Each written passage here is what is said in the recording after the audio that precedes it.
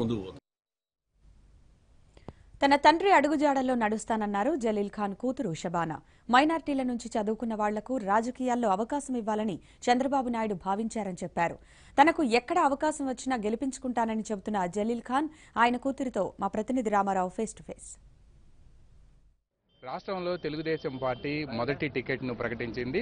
విజయవాడ పశ్చిమ నియోజకవర్గం నుంచి జలీల్ ఖాన్ కుమార్తె ఆమె విజయవాడలో పశ్చిమ నియోజకవర్గం నుంచి తెలుగుదేశం పార్టీ అభ్యర్థిగా 2019 ఎన్నికల్లో పోటీ చేయబోతున్నట్టు చంద్రబాబు నాయుడు కొద్దిసేపటి క్రితం ప్రకటించారు.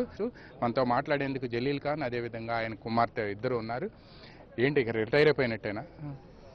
సీఎం గారు ఆహ్వానించారు, నా కూతురుని తీసుకురామన్నారు, మాట్లాడాం. ఇది నాట్ ఏ రిటైర్మెంట్. పాలిటిక్స్లో up to death no retirement. నేను ఆమెతో ఉండి అండదండలుగా ఉండి నేను ఏంటంటే ఈ మధ్యకాలంలో తెలుగుదేశంలో నాకు న్యాయం జరిగిందా జరగబోయిందా అని ఆలోచించకుండా ఓటేసిన ప్రజలకి నేను న్యాయం చేయగలిగా. నేను కూడా ఊహించలే ఇంత వాళ్ళకి న్యాయం చేయగలుగుతాను. ఒక్క సబ్జెక్ట్ కూడా పెండింగ్ లేకుండా చాలా బ్రహ్మాండంగా ఆయన అడిగినట్టు ఏ రోజు కాదనకుండా నాకు సహాయం చేశారు.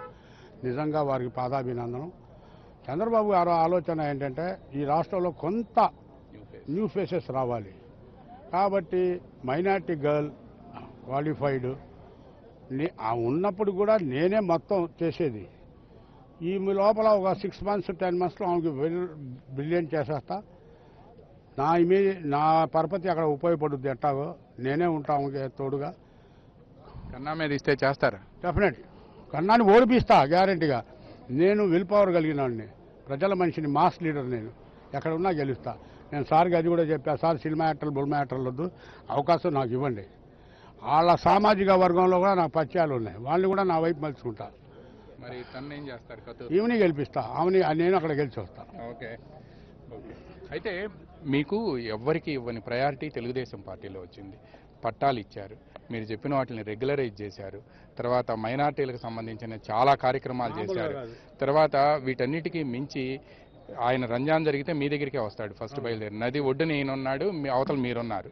అయితే ఇంత చేసినా కూడా మిమ్మల్ని ఎందుకు మారుస్తున్నారు అని అనేది. న్యూ ఫేస్ అంటే పాప వచ్చింది, ఓకే, యూఎస్ నుంచి మీకు అవకాశం ఉంది కాబట్టి మిమ్మల్ని మీరంతా వాలంటరీగా చెప్పారా లేకపోతే సీఎం అడిగారా? అలాగా సార్. ఇప్పుడు మేము గతంలో సీఎం గారు మా ఇంట్లో పెళ్లికి వచ్చారు, నా ఫ్యామిలీ టోటల్ చూశారు, మాట్లాడారు. అమ్మ, రాజకీయాల్లో వారసత్వం అవసరం, మీ నాన్న సేవలు ఉపయోగించుకుంటా, నీకు హై లెవెల్లో తీసుకెళ్తా, ఫ్రెష్ క్యాండిడేట్గా ఉండు అని చెప్పారు. She's in confusion.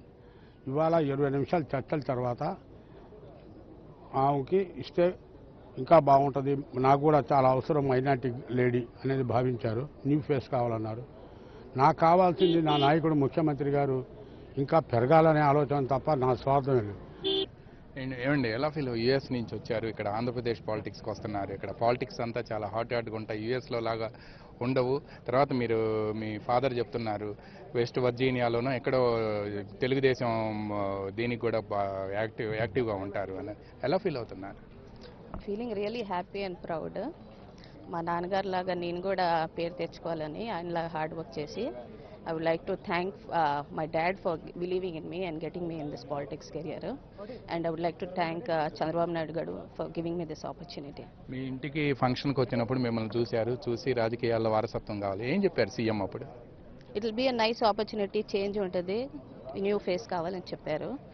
So I said I'm all ready to give my 100% and I'll work hard. ఆ క్లారిటీ ఉందా ఇక్కడ ఉన్న పాలిటిక్స్ మీద? తర్వాత మిమ్మల్ని ఫస్ట్ క్యాండిడేట్గా, ఒక మైనారిటీ గర్ల్ని ఫస్ట్ క్యాండిడేట్గా సీఎం అనౌన్స్ చేశాడు. ఎప్పటి నుంచి క్యాంపెయిన్ బిగిన్ చేయబోతున్నారు? త్వరలోనే బిగిన్ చేస్తాం.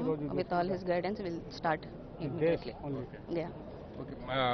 తెలుసా ఇక్కడ వెస్ట్ కాన్స్టిట్యున్సీ ఎలా ఉంటుంది, టోపోగ్రఫీ కానీ లేకపోతే ఇక్కడ ఉన్న పాలిటిక్స్? I learn everything. తర్వాత మీరు ఎక్కడ ఉంటున్నారు? మా డాడీతో ఉంటున్నాను, నాన్నగారితోనే, విజయవాడలో. మీరు ఏంటండి ఎలా చూస్తున్నారు ఇక్కడ పాలిటిక్స్ ని? ఏం చేస్తారు?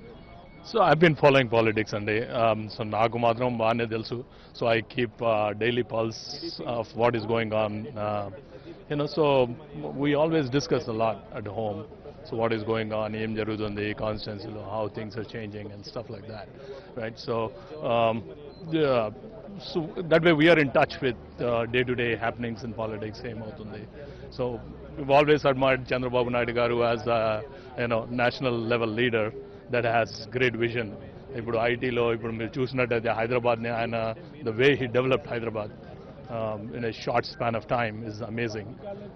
So hopefully అదే ఇక్కడ కూడా కంటిన్యూ అవుతుందని ఆయన విజన్ ఏంటంటే మాలాంటి ఎడ్యుకేటెడ్ పీపుల్ పాలిటిక్స్లో రావాలి, యంగ్ పీపుల్ రావాలి అన్నది ఆయన vision. So his vision is to build a better capital here then Hyderabad. మీరు కెరియర్ స్టార్ట్ చేసినప్పుడు it might make a difference, but ఇప్పుడు లీడర్షిప్ రోల్స్లో it really doesn't make much of a difference, right? So కిడ్స్ని ఏం చేస్తారు? Kids mentally we prepared them anamata. We are moving here and they are happy because they have all their cousins అందరు ఇక్కడే ఉన్నారు. మా sister now where are they? They are here in Vijayawada. ఏం చేస్తున్నారు వాళ్ళిద్దరికి? ఇప్పటికైతే మా పెద్దది షీఈస్ డూయింగ్ 5th grade, చిన్నది 5-year-old, ఇంకా స్కూల్ స్టార్ట్ చేయాలి. ఇద్దరు పాపలే? ఇద్దరు పాపలు. థ్యాంక్ యూ అండి. Thank you sir. ఇది మనం చూస్తూ ఉన్నాం, మీ ఇద్దరిని కూడా యుఎస్ నుంచి తను ఇక్కడికి వచ్చింది. అయితే రాష్ట్రంలో మొదటి అభ్యర్థిగా ఆమె పేరును ప్రకటించారు కొద్దిసేపటి క్రితం. విజయవాడ పశ్చిమ నియోజకవర్గం నుంచి జలీల్ ఖాన్ కుమార్తె షబానా ఖతూర్ని విజయవాడ పశ్చిమ నియోజకవర్గం తెలుగుదేశం పార్టీ అభ్యర్థిగా ప్రకటించారు. మంచి రోజు చూసుకొని ప్రచారం కూడా ప్రారంభిస్తామని చెప్పి ముఖ్యమంత్రి ఆయన జలీల్ ఖాన్ చెప్తున్నారు. అయితే తప్పనిసరిగా అనౌన్స్ చేస్తాము, అభ్యర్థుల జాబితాని అనౌన్స్ చేస్తామని చెప్పి సీఎం ప్రకటించిన తర్వాత మొదటి జాబితాలో ముఖ్యంగా మైనారిటీ మహిళలను మొదటి పేరుగా ఎంపిక చేసి ప్రకటించారు. వీడియో జర్నలిస్ట్ కేశవతో రామారావు, ఏబిఎన్ ఆంధ్రజ్యోతి, సీఎం నివాసం నుంచి.